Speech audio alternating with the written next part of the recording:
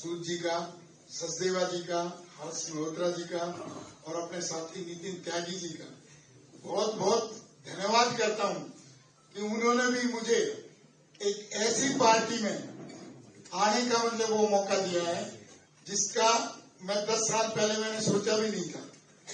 साथियों, आज एक ऐतिहासिक दिन है, मेरे लिए नहीं, उन लाखों लोगों के लिए जो ईमानदारी, प्रतिष्ठा और विकास की तरफ मुंह ताक रहे थे।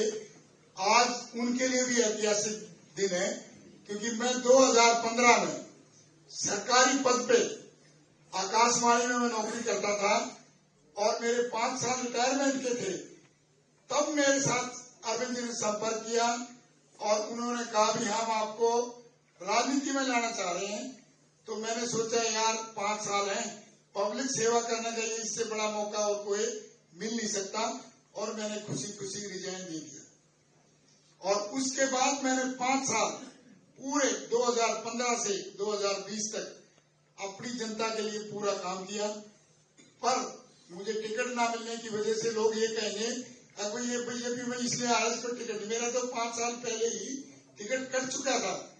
लेकिन फिर भी मैंने, क्योंकि मैं अरविंद जी ने मुझे 3 वर्ड सिखाए थे, कैरेक्टर, करप्शन और क्राइम।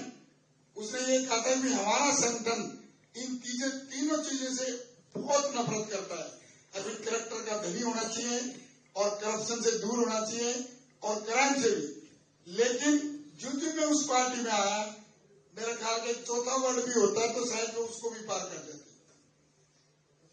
तीनों को तो कर ही दिया।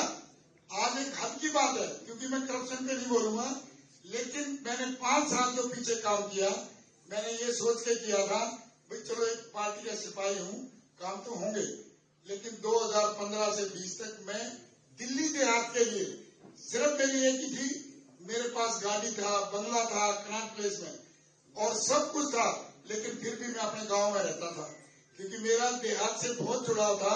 क्योंकि जहां से मैं उठा हूं, मैंने सोचा मेरे जैसे भी जहां मैं रहूंगा तो कम से कम उस माहौल में और भी बच्चे उठ के आएंगे। एक उदाहरण पेश करूंगा। लेकिन मेरा सपना वो अधूरा ही रह गया। मैंने 50 बार देहात के लिए मिलने की कोशिश की, लेकिन उसके सहायकों ने, क्योंकि वो इतने मशगूल थे करप्शन में, उनको मेरा तो क्या ख्याल, जनता का तो क्या ख्याल होगा जब वो अपने विधायकों से भी मिलने के लिए, जब से शीश महल बनाया उसका, उसने तो हद ही पार कर दी।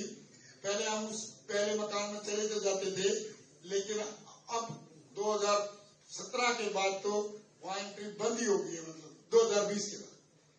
तो मैं ये कह रहा था, मैंने मुश्किल से 5 साल मेहनत करके वहां दिल्ली देहात में एक स्पोर्ट्स यूनिवर्सिटी बनवाई थी।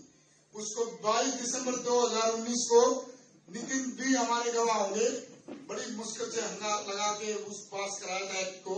लेकिन आज उस बातों को 5 साल हो गए, वहां एक रोड़ा तक भी नहीं लगाया, बार बार मिन्नतें करने के बाद भी।